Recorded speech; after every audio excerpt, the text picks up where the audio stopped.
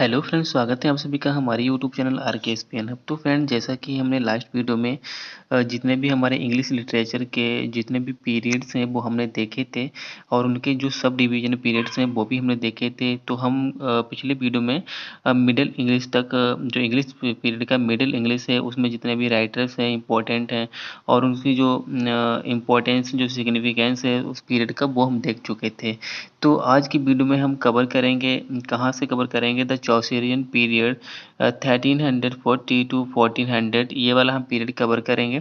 इसमें हम जानेंगे कि चौसेरियन पीरियड क्या है, इसमें इंपॉर्टेंट राइटर्स क्या हैं और इसके बाद वाले भी हम पीरियड्स कवर करेंगे इस वीडियो में। तो देखते हैं। तो देखिए, जो हमारा चौसेरियन पीरियड था ये 1340 से 1400 ईस्वी तक चला था। ठीक है।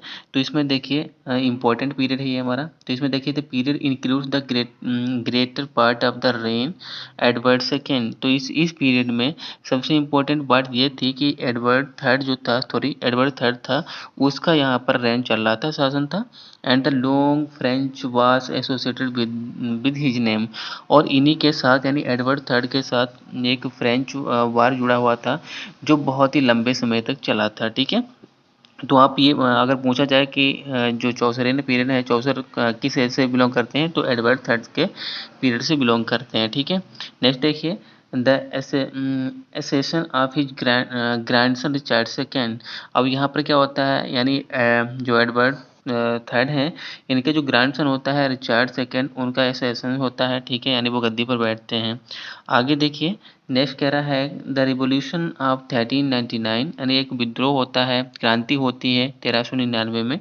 द डिस्पोजिशन ऑफ रिचार्ड, क्या रिचार्ड को डिस्पोजिशन कर दिया जाता है, उनको उनकी पोजीशन से हटा दिया जाता है। And the foundation of the long Lancastrian dynasty, और किसका यहाँ पर फाउंडेशन होता है, जो लॉन्कास्टेरियन डायनेस्टी होती है उसका यहाँ पर हमारा क्या होता है, फाउंडेशन हो जाता है। ठीक है। तो आप ये याद रखिएगा कि 1399 ईस्वी में एक क्रांति होती है जिसमें रिचार्ड को हटा दिया जाता है और क्या लॉन्कास्टेरियन डायनेस्टी होती है उसका फाउंडेशन होता है। ठीक है। देखिए, the age of unrest and transition, और इस एज को और किस नाम से जाना जाता है, the age of unrest and transition, ये इसके नाम से जाना जा सकता है। क्वेश्चन कैसे बनेगा कि कौन सी age the age of unrest and transition के नाम से जानी जाती है, तो आप क्या बोलोगे, चौसरियन एज नाम, चौसरियन एज है जो, वो the age of unrest and transition के नाम से जानी जाती है। ठीक है। तो देखिए, नेक्स्ट जो हमारा जो है, कह रहा है कि the literary movement of the age clearly reflected by 5 famous poets, यानी कह रहा है कि जो लिटरेरी मूवमेंट है ना, इसमें इसमें 5 पोइट्स जो थे वो फेमस थे, उनके ऊपर रिफ्लेक्ट करता है। वो हमारे कौन कौन से हैं, तो हम देख लेते हैं। सबसे पहले हमारा है लैंगलैंड। ठीक है, ये हमारे पोइट हैं। ठीक है, इस एज के, चौसरियन एज के। क्या कहना है कि voicing the social discontent, preaching the equality of mean and dignity of labour. यहाँ पर ये क्या कहते हैं, वॉइसिंग द सोशल डिसकंटेंट, ये अपनी आवाज़ उठाते हैं एक सोशल की, ठीक है, सामाजिक सुधार की। प्रीचिंग, और यहाँ पर ये उपदेश देते हैं the quality equality of man, यानी जो मानव है, जितने भी मनुष्य हैं उसमें इक्वालिटी हो, समानता हो। एंड द डिग्निटी, और जो डिग्निटी है ना, जो उनकी मेहनत है अब लेबर लेबर की, तो उसमें क्या हो, उनकी समानता हो। अब दूसरे हमारे इम्पोर्टेंट हैं वाइक्लिफ। तो वाइक्लिफ को आप जानते होंगे, तो ये पहले ट्रांसलेटर थे बाइबल के। ठीक है। तो 1380 से 1384 तक के बीच में इन्होंने बाइबल का ट्रांसलेशन किया था। ठीक है। तो इनको बाद में क्या कर दिया गया था, जब इन्होंने ट्रांसलेट किया था इंग्लिश में बाइबल को, तो बाद में इनको जो चर्च थे, पादरी थे, पोप्स थे, उन्होंने इनको आग के हवाले कर दिया था। ठीक है। तो इनकी जान चली गई थी। तो यहाँ पर देखते हैं Wycliffe giving the gospel to the people in their own tongue, यानी जो गॉस्पेल गॉस्पेल एक पार्ट है कि इसमें बाइबल के अंदर उसको ट्रांसलेट किया था, उसको अपनी टंग में मतलब इंग्लिश में ट्रांसलेट किया था और किसको दिया, लोगों को दिया। ठीक है। अब देखिए Gower, criticising the vigorous life and plainly afraid of its consequences। जो बुगोवर हैं इन्होंने क्रिटिसाइज किया बिगोरस लाइफ को। ठीक है। बिगोरस मतलब जो सिर्फ उत्साहित जो जीवन होता है, प्लेनली अफ्रेड, और जो बिल्कुल डरा हुआ हो। ठीक है। इट्स कंसिक्वेंस, उसके परिणामों से उसका उन्होंने क्या किया, क्रिटिसाइज किया।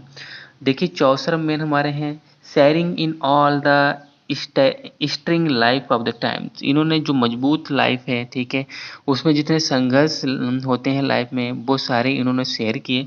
द फर्स्ट ह्यूमनिस्ट, इसमें फर्स्ट ह्यूमनिस्ट की बात की जाती है, ठीक है। The first novelist in verse, और इसमें फर्स्ट नोबलिस्ट की बात की जाती है किसी में चौसरिन एज में ही। The father of modern English language, और the father of modern English language कौन से जाने जाते हैं? चौसर जाने जाते हैं, ठीक है। तो इनको हम फर्स्ट ह्यूमनिस्ट भी बोलते हैं, the first novelist in verse भी बोलते हैं, the father of modern English language भी बोलते हैं। तो आई थिंक आपको ये चौसरिन पीरियड जितना है इंपॉर्टेंट पॉइंट है समझ में आया होगा। तो इसमें हमारे इंपॉर्टेंट जो हमारे राइटर हैं वो लैंगलैंड हैं, वाइक्लिफ हैं, गॉवर हैं, मैंडविले हैं, चौसर हैं। तो फ्रेंड देखिए, जब हम लोग इनकी थॉरली स्टडी करेंगे राइटर्स की, ठीक है, तो हम इन राइटर्स को सारे राइटर्स को एक एक करके बहुत ही थॉरली तरीके से पढ़ेंगे, ठीक है। अभी हम इनके बारे में जान रहे हैं, तो ये हमारा जीरो से, मतलब बिल्कुल जीरो से हम पढ़ रहे हैं इनको, तो इनके बारे में जानना जरूरी है कि कौन से पीरियड से ये लोग बिलोंग करते हैं, ठीक है। तो नेक्स्ट देखते हैं। देखिए इम्पोर्टेंट वर्क हैं इसमें, इसी बुक में, ठीक है, मतलब इसी एज में हमारे इम्पोर्टेंट वर्क्स भी हैं, कौन कौन से हैं। तो देखिए द कंट्रवरी टेल्स, ये एक चौसर की है, ठीक है, the Canterbury tales, the book of the duchess, ये भी हमारी चौसर की है। The house of fame, Anelida and Arcite, the parliament of fowls, Troilus and Criseyde, ठीक है। आगे देखिए the legend of good women, तो ये किसके वर्क हैं? ये सारे चौसर के ही वर्क हैं, ठीक है, इंपॉर्टेंट वर्क हैं। इन सारे वर्क को हम डिस्कस करेंगे, ठीक है, जब हम लोग इन राइटर्स के बारे में डिटेल में पढ़ेंगे, ठीक है। नेक्स्ट देखिए, अब यहाँ पर शॉर्ट पोइम्स हैं कुछ, इनके हम देख लेते हैं। NABC है, द कंप्लेंट ऑफ मॉस है, ठीक है, the complaint of to his lady है, द कंप्लेंट ऑफ वीनस है, फॉर्चून है, ट्रूथ है। ये शॉर्टर पोइम्स हैं लेकिन इम्पोर्टेंट हैं, ठीक है। तो नेक्स्ट देखते हैं। देखिए जो हमारा मोस्ट इम्पॉर्टेंट पीरियड है वो हमारा ये है द एलिजाबेथन पीरियड, ठीक है। एलिजाबेथन पीरियड इसलिए इम्पॉर्टेंट है क्योंकि इसमें हमारे जैसे कि शेक्सपियर, बेन जॉनसन, ठीक है, क्रिस्टोफर मार्लो, ठीक है, और बहुत सारे जैसे कि मिल्टन है, ठीक है, इसी पीरियड में हमारे हुए हैं। तो मिल्टन तो एलिजाबेथन पीरियड में नहीं रहे हैं, ठीक है, इनके बाद के हैं, लेकिन उनका कुछ असर देखने को मिलता है। तो सबसे पहले यहाँ पर देखिए द एलिजाबेथन पीरियड कब से कब तक चला था? ये 1558, यानी 1558 में एलिजाबेथन जो क्वीन एलिजाबेथ थी वो सिंहासन पर बैठ गई थी। 1603 में इनका क्या हुआ था?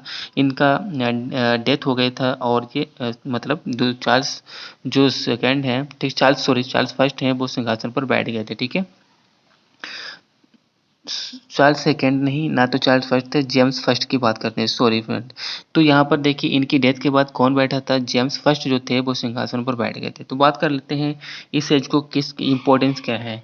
The golden age of English history, अगर इंग्लिश हिस्ट्री की बात की जाए तो ये सबसे ज़्यादा क्या है? गोल्डन एज के नाम से जाना जाता है, ठीक है। The Elizabethan era is perhaps more famous for its theatre and the works of William Shakespeare। अभी क्या बात की थी कि द एलिजाबेथन पीरियड जो है वो सबसे ज़्यादा मोस्ट फेमस किसके लिए है? वो थिएटर के लिए। इसमें तरह तरह के थिएटर भी खुले थे, ठीक है। विलियम शेक्सपियर भी इसी एज के थे, ठीक है, उन्होंने इसी एज में लिखना शुरू किया था। मान लीजिए कि आप वो इसी एज में पैदा भी हुए थे और इसी एज में उन्होंने अपनी पॉपुलैरिटी गेन की थी, तो इसलिए भी ये फेमस है। The Elizabethan Renaissance theatre begins with the opening of the Red Lion Theatre in 1567। क्या कह रहा है? एलिजाबेथन रिनेसा में एक थिएटर खुला था जो शुरू हुआ था, द रेड लाइन नाम का एक थिएटर था। कब शुरू हुआ था? 1567 में, ठीक है। याद रखिएगा कि पूछा जा सकता है कि एलिजाबेथन रिनेसा में थिएटर की बिगिनिंग हुई थी, शुरुआत हुई थी किसके नाम से? कौन सा वो थिएटर था? वो था द रेड लायन थिएटर। कब शुरू हुआ था? 1567 में, ठीक है। तो ये याद रखिएगा। नेक्स्ट देखिए अदर फेमस थिएटर, इसमें और भी फेमस थिएटर थे। कर्टन थिएटर 1577 में था। ग्लोब थिएटर, ठीक है, 1599 का था, जिससे शेक्सपियर जुड़े हुए थे, ठीक है। तो ये हमारा इम्पोर्टेंट है, ठीक है। नेक्स्ट देखिए, नेक्स्ट हमारा है Shakespeare is considered the greatest writer of the English language. यानी यहाँ पर देखिए ये कह रहे हैं कि शेक्सपियर को इंग्लिश लैंग्वेज में सबसे ग्रेटेस्ट राइटर माना जाता है, ठीक है। अगर इंग्लिश को जाना जाता है तो सच ये बात है कि जो शेक्सपियर हैं उनके नाम से ही जाना जाता है, ठीक है। नेक्स्ट देखते हैं इम्पोर्टेंट जेनर ऑफ थिएटर और history plays the tragedy and the comedy. तो यहाँ पर जो इम्पोर्टेंट जेनर थे थिएटर के, यानी थिएटर में कौन कौन से जो प्ले थे, चीज़ें थी वो प्ले की जाती थी, तो वो कौन से थे, हिस्ट्री प्लेज थे, ठीक है। जैसे शेक्सपियर ने 10 हिस्टोरिकल प्ले लिखे हुए हैं।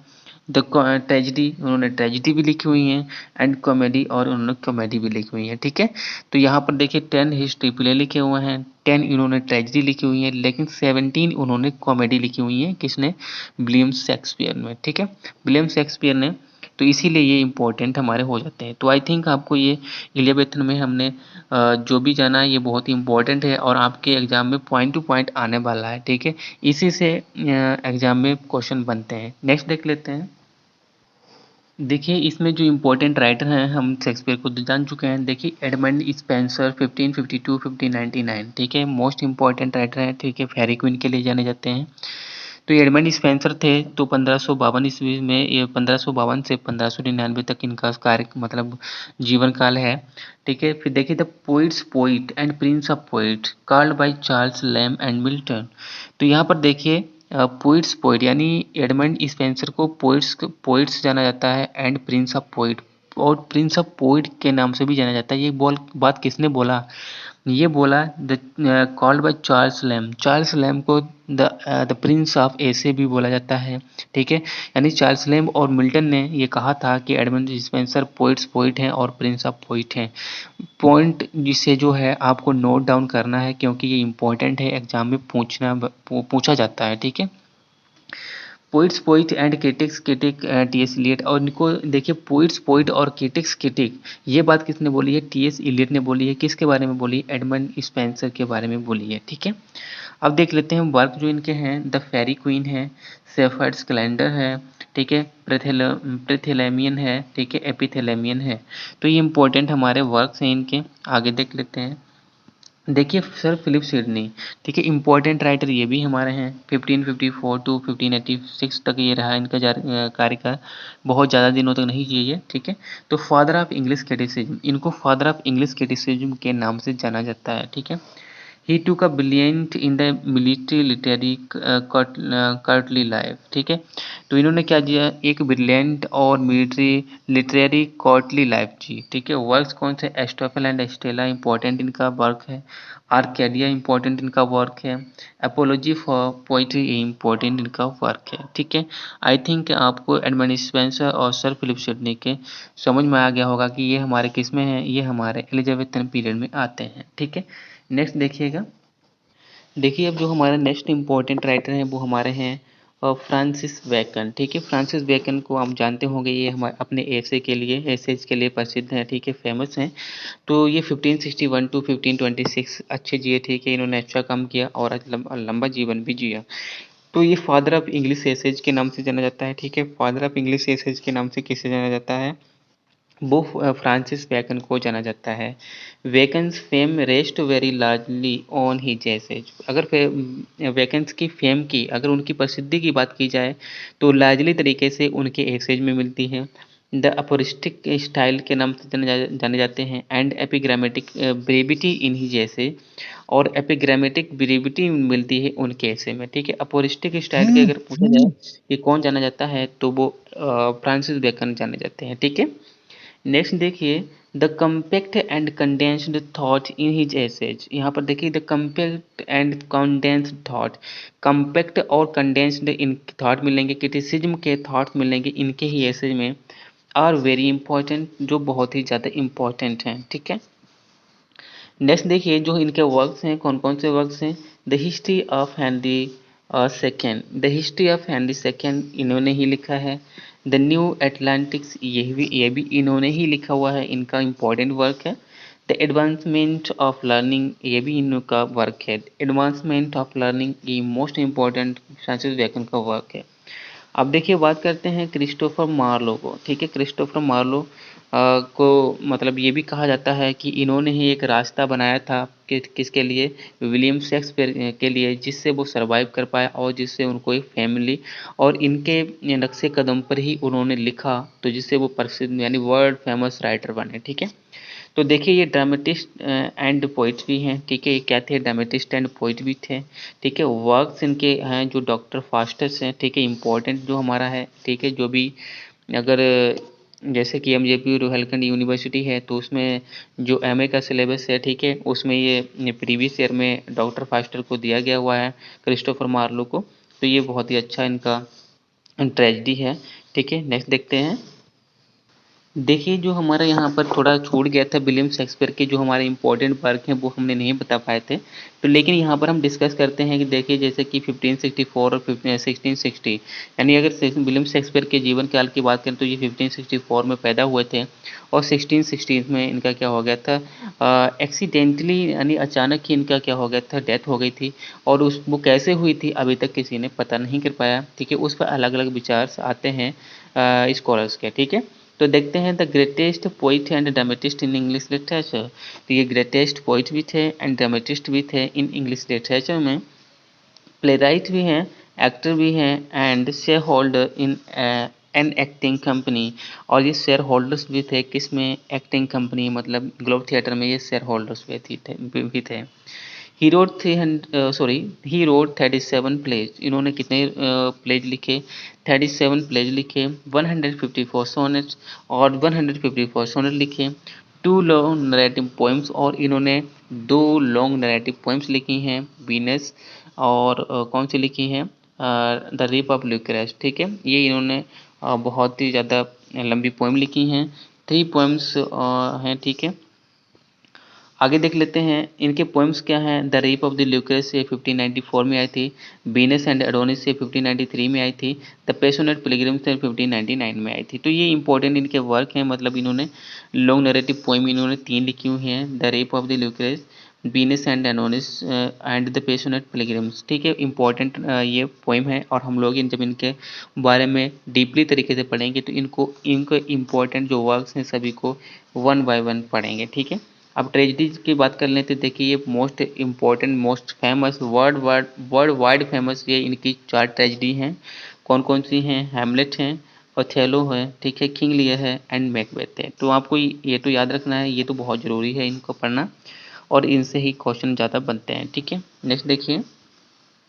नेक्स्ट इनकी जो हमारी इनकी कॉमेडीज हैं, इंपॉर्टेंट कॉमेडीज जिनसे क्वेश्चन बनते हैं, कौन कौन से हैं, the midsummer night dream, merchants of Venice, as you like it, twelfth night. ये इंपॉर्टेंट 4 इनकी कॉमेडीज हैं। वैसे 17 इन्होंने कॉमेडीज लिखी हुई हैं, ठीक है, बट उन 17 में 4 मोस्ट इंपॉर्टेंट हैं। नेक्स्ट देखिए ट्रेजिक कॉमेडीज में कौन सी हैं, सिम्बेलाइन है, द विंटर्स टेल है, द टेम्पेस्ट है, ठीक है। तो टेम्पेस्ट क्या है, एक रोमांस है।